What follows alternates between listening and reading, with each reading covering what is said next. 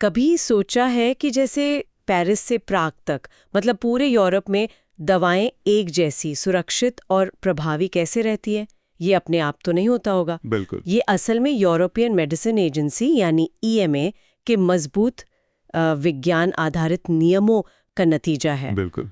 आज की हमारी चर्चा का स्रोत है एक लेख जिसका टाइटल है ईएमए विनियम, यूरोपीय दवाओं की सुरक्षा का विज्ञान।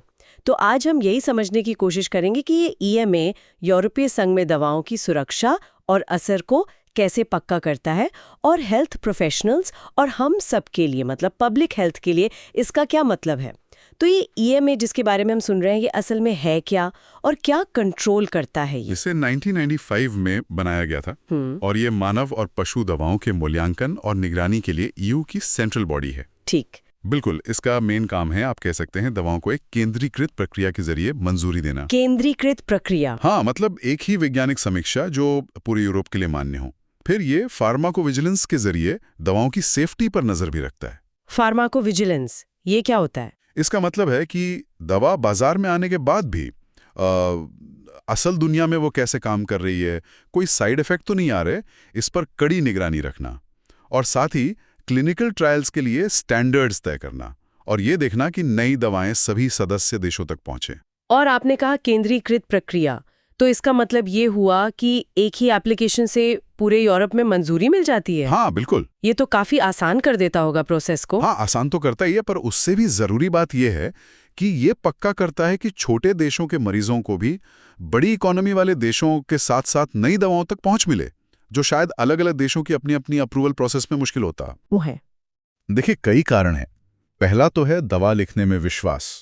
उन्हें पता होता है कि दवा की पूरी जांच हुई है, एक्सपर्ट कमेटी ने उसे देखा है। ठीक है। दूसरा, जैसा हमने कहा, सीमा पार स्थिरता। एक मंजूरी पूरे यूरोप में चलती है। तीसरा, सेफ्टी की लगातार मॉनिटरिंग। इसके लिए यूड्रा विजिलेंस जैसे सिस्टम्स हैं। यूड्रा विजिलेंस? हाँ, ये समझिए कि एक बहुत बड़ा यूरोपियन डेटाबेस है जहां डॉक्टर्स और दवा कंपनियों से साइड इफेक्ट्स की रिपोर्ट आती हैं। तो रियल वर्ल्ड में दवा कैसी चल रही है ये पता चलता रहता है। अच्छा। और चौथा, ये इनोवेशन को भी सपोर्ट करता है। प्राइम जैसी स्कीम्स हैं जो बहुत ज़रूरी या नई किस्म की दवाओं को मरीजों तक जल्दी पहुंचाने में मदद करती हैं, बेशक सेफ्टी से समझौता किए बिना। इसका एक बहुत बड़ा उदाहरण शायद हमने कोविड-19 महामारी के दौरान देखा है ना? बिल्कुल सही कहा आपने। ईएमए ने क्या किया कि अंतर्राष्ट्रीय ट्रायल डेटा का इस्तेमाल करके वैक्सीन रिव्यू को कोऑर्डिनेट किया। इससे पूरे महाद्वीप में सुरक्षित टीकों तक तेज और एक जैसी पहुंच मुमकिन हुई, वरना अलग अलग देश करते तो शायद बहुत टाइम लगता। हाँ, ये तो साफ है कि हेल्थ प्रोफेशनल्स के लिए ये बहुत मायने रखता है। अब जरा उन खास तरीकों या उपकरणों पर बात करते हैं जिनका ईएमए इस्तेमाल करता है ये सब पक्का करने के लिए। आपने केंद्रीकृत विपणन प्राधिकरण का जिक्र किया था। हाँ, सेंट्रलाइज्ड मार्केटिंग ऑथराइजेशन। ये खासकर नई जटिल दवाओं जैसे बायोलॉजिक्स या कैंसर की दवाएं, इनके लिए ज़रूरी है ताकि पूरे यूरोप में एक ही हाई लेवल का साइंटिफिक मूल्यांकन हो। ज़्यादातर नई और ज़्यादा जोखिम वाली दवाओं के लिए यही प्रोसेस है। और रिस्क मैनेजमेंट प्लान्स आरएमपीज के बारे में भी सुना है, ये क्या होते हैं? ये भी ज़रूरी हैं, खासकर नई मंजूर हुई दवाओं के लिए। असल में ये दवा कंपनी का एक डिटेल्ड प्लान होता है कि वो दवा के ज्ञात या संभावित खतरों को कैसे मॉनिटर करेंगे, कैसे संभालेंगे और कैसे कम करेंगे। ये सिर्फ कागज पर नहीं होता, नियामक इनकी जांच भी करते हैं। तो ये तो कंपनी की जिम्मेदारी हुई। डॉक्टरों और हेल्थ केयर वर्कर्स की भी कोई भूमिका है इसमें? हाँ, बहुत जरूरी भूमिका है। फार्माकोविजिलेंस दायित्वों के तहत उनसे उम्मीद की जाती है कि वो किसी भी संदिग्ध साइड इफेक्ट को रिपोर्ट करें। कहाँ रिपोर्ट करें? अपने देश की जो हेल्थ अथॉरिटी है उसे। ये जानकारी फिर यूड्रा विजिलेंस डेटाबेस में जाती है। इससे ईएमए को दवा की सेफ्टी प्रोफाइल की पूरी तस्वीर मिलती है। और हाँ, क्लिनिकल ट्रायल्स में पारदर्शिता भी एक अहम टूल है। मतलब प्रोटोकॉल और नतीजों को पब्लिश करना जरूरी है। इससे डेटा पर भरोसा बढ़ता है। तो प्रैक्टिकली कोई हेल्थ प्रोफेशनल इन सब चीजों से कैसे जुड़ा रह सकता है? मतलब कैसे अपडेटेड रहे?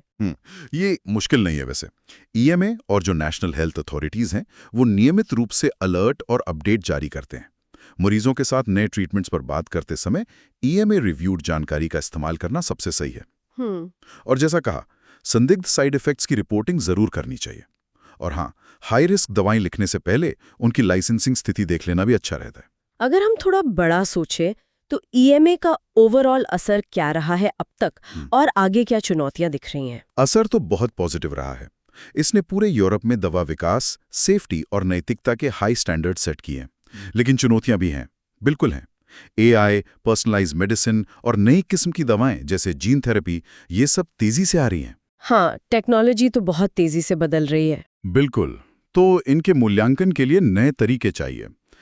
फिर ग्लोबल सप्लाई चेन और इतने सारे डेटा का मैनेजमेंट भी एक चैलेंज है। और डिजिटल हेल्थ टूल्स जैसे वेरेबल्स, हेल्थ एप्स, इनके लिए भी नियम बनाने होंगे, और वो भी ऐसे कि ज़रूरी इनोवेशन न रुके। तो क्या ईएमए इन चुनौतियों के लिए तैयार लग रहा है? मतलब क्या कर रहा है वो? ईएमए कोशिश कर रहा है ढलने की। वो डिजिटल प्लेटफॉर्म और एडवांस्ड एनालिटिक्स जैसी चीज़ों पर काम कर रहे हैं, ताकि सेफ्टी स्टैंडर्ड्स भी बने रहें और इनोवेशन भी धीमा न हो। ये एक बैलेंस बनाने वाली बात है असल में। तो कुल मिलाकर देखें, ईएमए सिर्फ एक रेगुलेटरी बॉडी नहीं है। ये तो विज्ञान, सुरक्षा और हेल्थ केयर में भरोसे को जोड़ने वाला एक तरह का साझा यूरोपियन सुरक्षा कवच जैसा है। ये पक्का करता है कि लिस्बन से लेकर बर्लिन तक मरीजों को हाई साइंटिफिक स्टैंडर्ड्स पर आधारित इलाज मिले। हाँ, बिल्कुल। और यहीं पर एक सोचने वाली बात भी आती है। एक सवाल उठता है, जैसे जैसे दवाएं और तकनीक ज्यादा पर्सनल होती जा रही हैं, मतलब हर मरीज के लिए थोड़ी अलग, तो क्या एक सेंट्रलाइज्ड, पूरे यूरोप पर लागू होने वाला रेगुलेटरी ढांचा भविष्य में भी उतना ही कारगर रहेगा? या फिर हमें ज्यादा लचीले, शायद कुछ हद तक लोकल अप्रोच की जरूरत पड़ेगी? ये एक बड़ा सवाल है जिस पर आने वाले समय में सोचना होगा।